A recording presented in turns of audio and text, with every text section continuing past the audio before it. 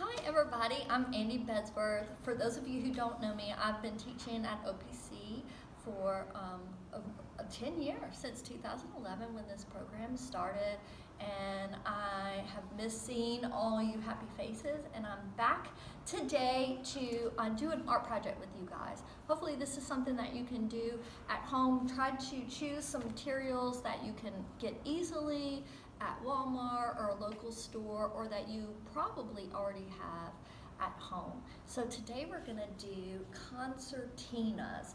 I learned about this project. I'm taking a little online art class for teachers through Deep Space Sparkle, and I learned about this through a teacher named Anna Battle. She is in Australia, and she has a studio called Shiny Happy Art.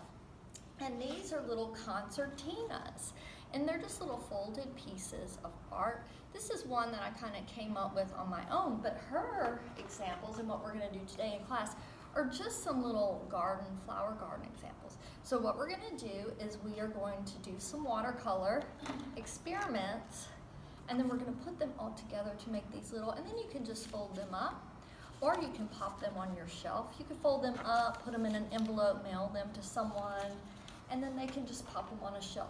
You can get real creative. Today we're just gonna do circles and stripes, and I'll explain all that.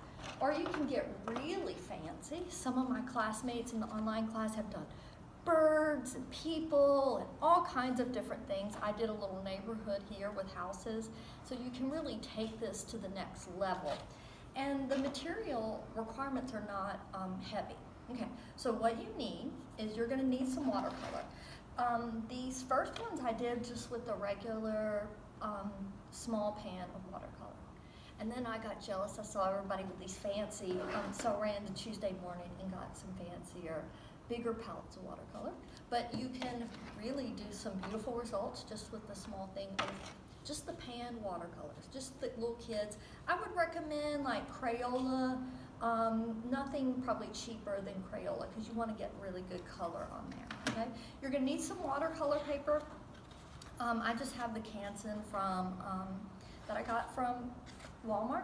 If they don't have that, you can also use, I have some lesser quality, some thinner watercolor, but just some watercolor paper, okay?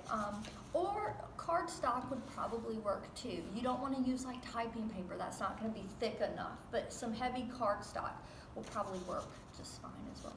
You're going to need some glue, tacky glue I use, or you can use like Elmer's glue. A glue stick isn't really going to work really well, and I tried rubber cement and that didn't work really well.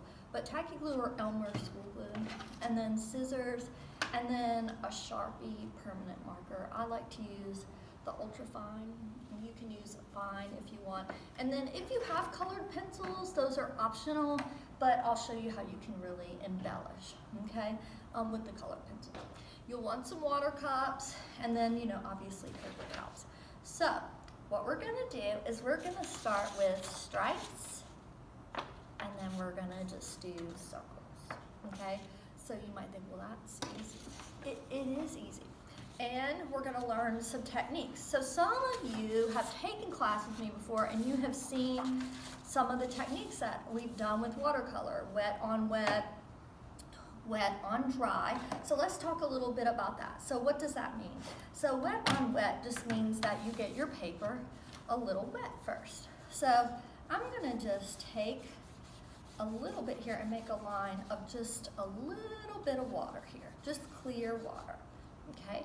And then I'm gonna just go along, and we're gonna make kind of a caterpillar, if you see, okay? And just using the colors, I'm just gonna kind of go around in my palette here. So I'm gonna start with the yellow, and see, it's just wet watercolor on wet paper. And then I'll go to the next color, and it's gonna kind of blend. And then what I'll do, wash it out, dab it, go to your clean water. I have 2 cups of of water, and then go to the clean water, dip it in a new color. I'm just gonna go straight along the line here, and then wet some extra paper along there, and keep going in a line, okay? And so what we're gonna do, what you'll see here is that it's gonna blend, okay? So, and that's okay, we kind of want that bleeding. You can also take, sometimes I like to take my water and just dip it with my clean water cup as opposed to the one I'm rinsing, and just kind of dip the colors on there to get them kind of wet. This watercolor here, these watercolors are a little bit more opaque than these, so these are a little bit more transparent. It really doesn't matter, guys. Any watercolor, pan watercolor, if you have the tube watercolors, those will work too. They're just fancier, so you may not have those, but you certainly could use those.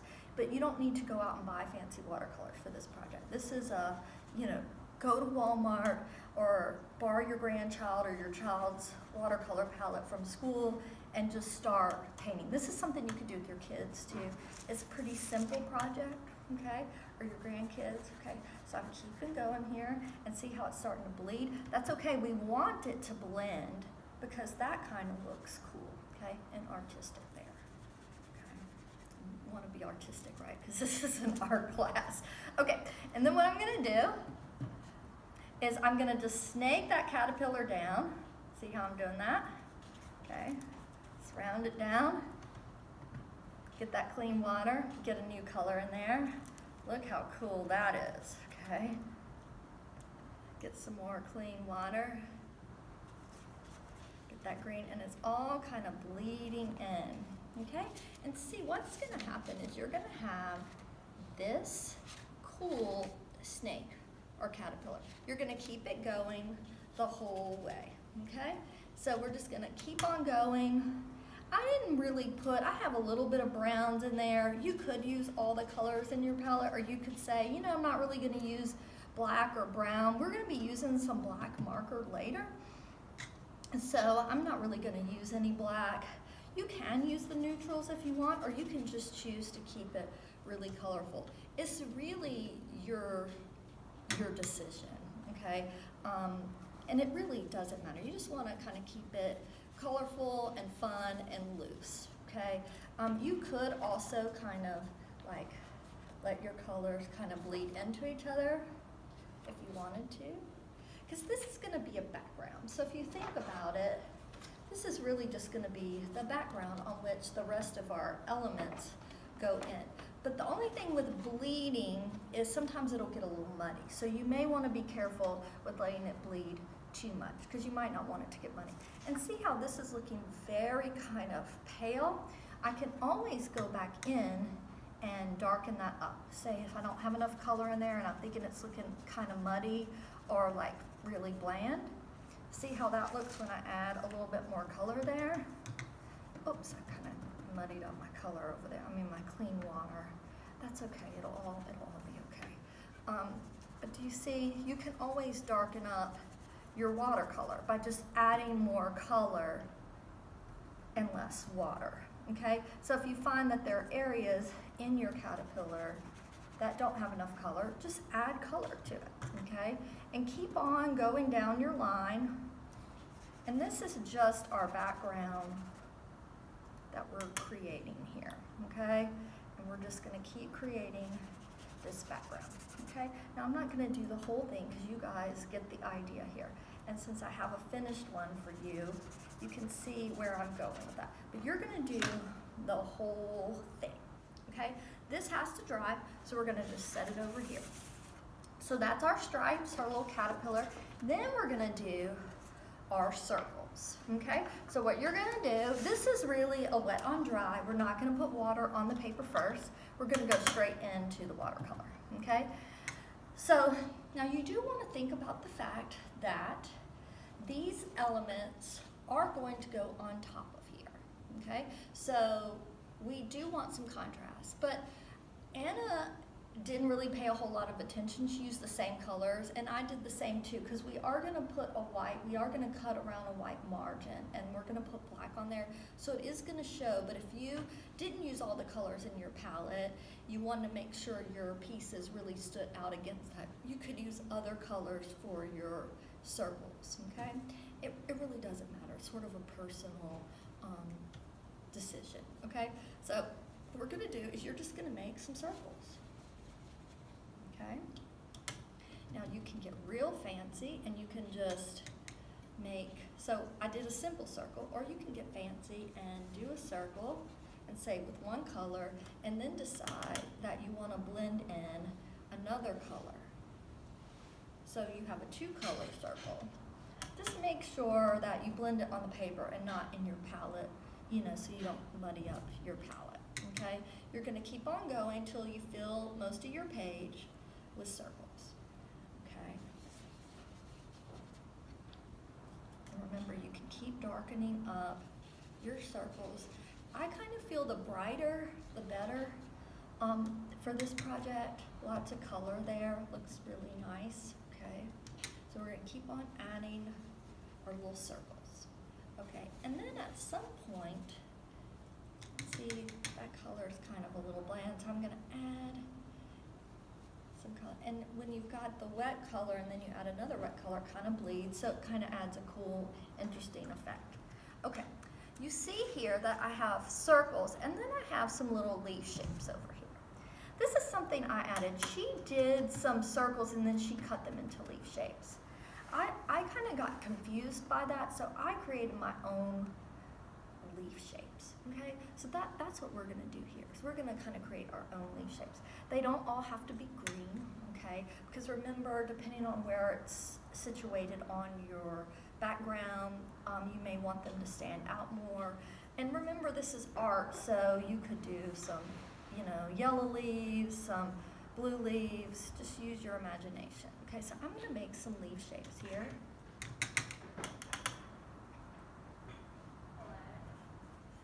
You know, I wouldn't do like tons of them, but I would do, you know, a handful of leaves, so you have some options. You could add some colors into your leaves as well to blend them, make them different shades in one leaf. Okay, so what you're gonna have is something like this. Okay, so this is gonna dry. So again, we're gonna have all these setting to dry. Watercolor doesn't take a long time to dry. You can go take a break, drink some coffee, go, you know, do a quick errand, come back, and then your pieces are gonna be dry. You wanna make sure they're good and dry for the next step, okay? So then what we're gonna do, this is a really fun step, is now we're gonna start adding detail. So you see how we have a lot of line work. That's what really makes these kind of pop. So you're gonna take a permanent marker. It has to be permanent. So please make sure you don't just use some black washable marker, okay? Make sure you use, it doesn't have to be Sharpie, but it has to be a permanent marker. Fine tip works really good because you can really get in detail. You can use a thicker Sharpie or a thicker permanent marker if you wanted to. Can you use colored markers? You could. I think it looks really good. Anna showed us with the black marker. I think it looks really great with the black marker. Okay, so what you're gonna go in and do is you're gonna make very fine details. Okay, I'm gonna make mine into flowers. So this is gonna be the flower garden, and that's what I'm gonna demonstrate here. But remember, you could make your circles into birds, you could make them into balloons, you could make them into whatever you wanted. And once you get the hang of this, you could create not circles, but squares or rectangles to make the houses like I did. You could create bird shapes. You could get really fancy. I'd recommend starting with the flower project first, just to kind of get the hang of how the process works. That's what I did, and kind of get you used to it. And you're just gonna doodle. Just making cool lines and patterns, okay? You are going to do this for all of your circles.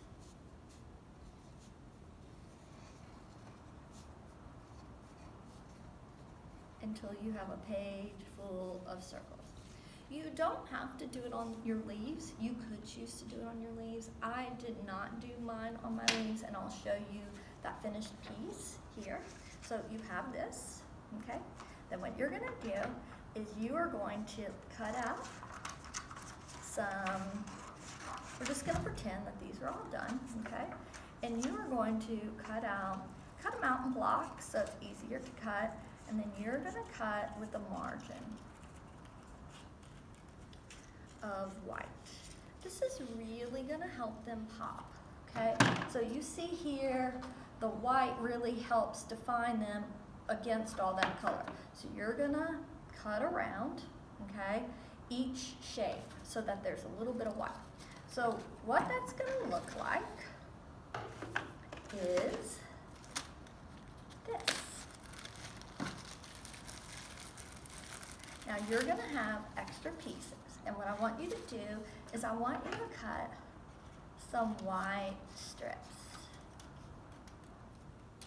You're going to need some white strips, and you can cut them down later, okay? And that's one thing I started cutting all my circles, and then I didn't have long white strips. Make sure you cut, as you're going, that you cut some nice long white strips, because you're going to need those for your stems, okay? Okay, so you're going to have flowers, leaves, stems. And then what you're going to do is you are going to take your card, the one that's got the caterpillar or the snake or the cool rainbow, whatever you want to call it, okay? So what we're going to do is you could use a ruler, okay? I know some of you in class love the ruler. Anna didn't use a ruler. I'm not going to use a ruler. I'm going to judge here. I'm going to cut it in half, and I'm going to cut it kind of wavy to kind of give it a cool, kind of artistic edge, okay? So I've got one and I've got two. I'm going to fold it in half. You can use a bone folder, or you can just use your fingers or a ruler to really crease that middle. And then this one I'm going to make like a 4 panel, so I'm going to then take it, fold it in half in the middle. And again, really crease that inner. And then again,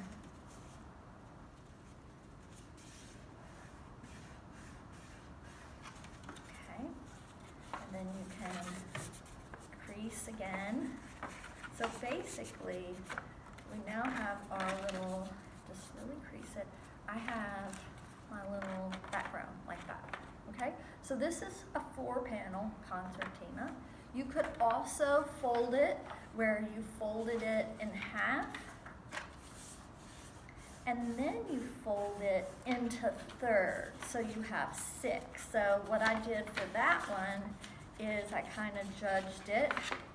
Again, you could use a ruler, or you could just kind of guesstimate by making one side first, fold it up really good, crease it really good, okay, like this. So we've got one half, and then we're going to use that half to then create the folds on your other half, okay? Again, if you are really particular, you love the ruler, you go for it, okay? But it does not have to be super precise, okay? And if you do have like a ruler or a straight edge or something to really get good creases, so this is a 6-panel, okay? So you'll see this one is a 6-panel, this one is a 4-panel. Which one's better? It doesn't matter, okay? You decide. I think it's just like a visual thing, okay? Or you could do each of them like 6 and 6 or 4 and 4, and then you could glue them together to make a really long concertina. But this will give you 2, okay? So what are we gonna do now? Okay, we're gonna glue down all our fun stuff. Okay, so what you're gonna do is you're gonna take your panel, you're gonna flatten it out. I like to work with something down because we're gonna be gluing. So we don't want to get it, our table all messy. I've been working with like a tablecloth or wax paper at home, been working at my kitchen table since I've been snowed in. I haven't been at the studio. Okay, so what we're going to do now is you're going to kind of map out where you want your stuff. It is really important to note that you don't want to put anything thing, glue anything on the folds, okay?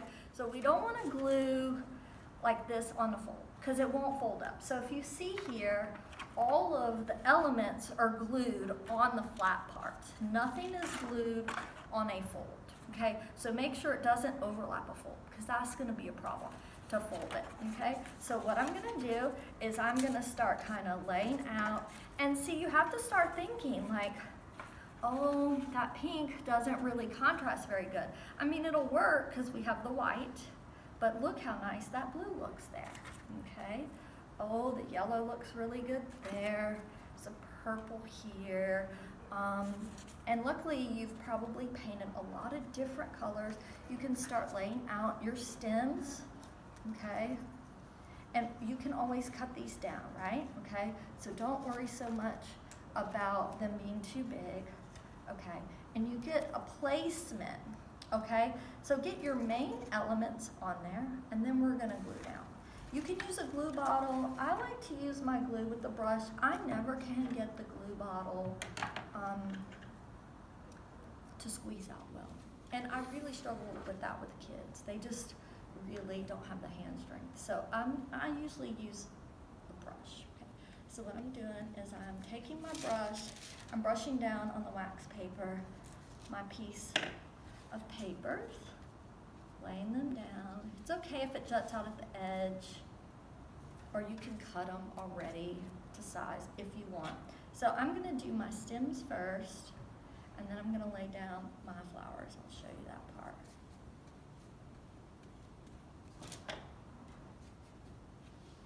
These make nice little happies. You can come up with themes too, like vacation, holiday, different themes for a concertina. Your garden, different, seasons, fall, winter. You could really get really creative. I mean, this might be really cool with like blue background and then like some snowflakes, or falling leaves with an autumn background. It could be really, I think really, you could use this for a lot of different kinds of themes, okay? And they're fun, and they're pretty easy. Once you make one, you're gonna make a bunch more. As you can see that I've done that, kind of gotten a little excited about the concertina. And my classmates have really gone crazy too. In our online class, people are really, really going to town with this. Okay, so then you're gonna take, okay, we've got all of our stems, okay? I'm just gonna whack the bottom of that off so it won't be distracting.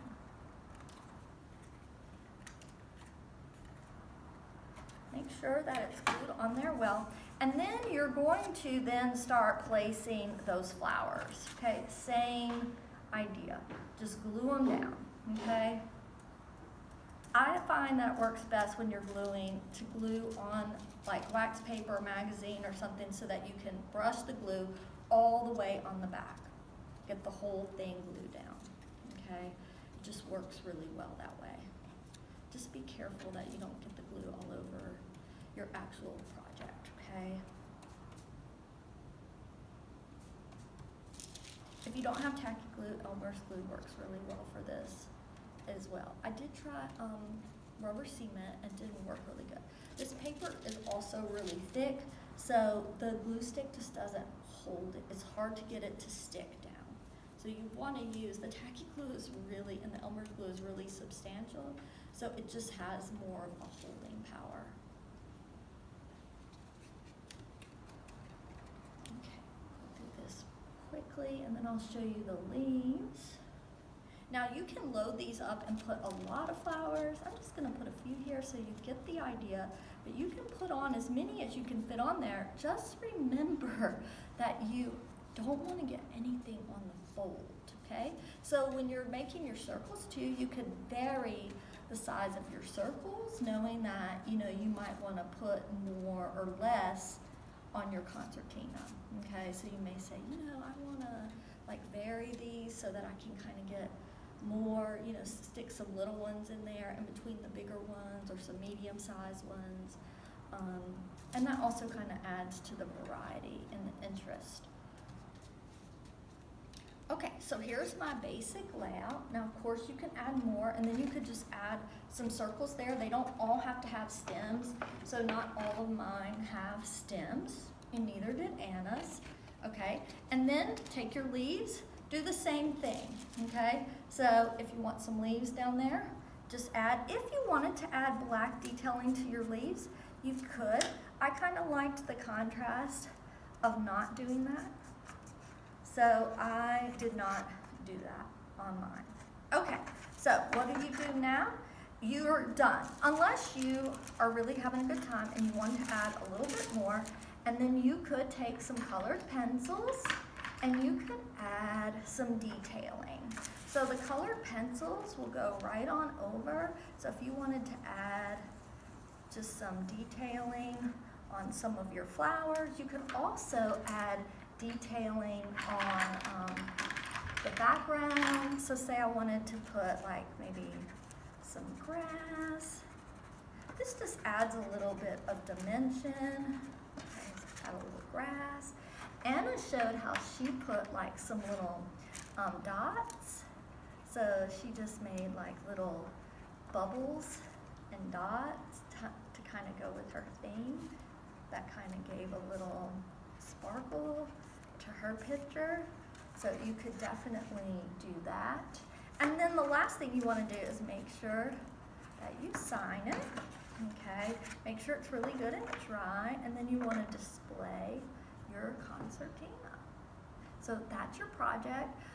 Please make sure if you make one of these, that you post these if you have a Facebook account, and tag OPC and show us, send us the stuff. You can email it to me at Bedsworth at gmail.com.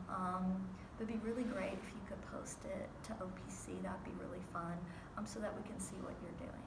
I miss you guys, and I hope you have fun with this little watercolor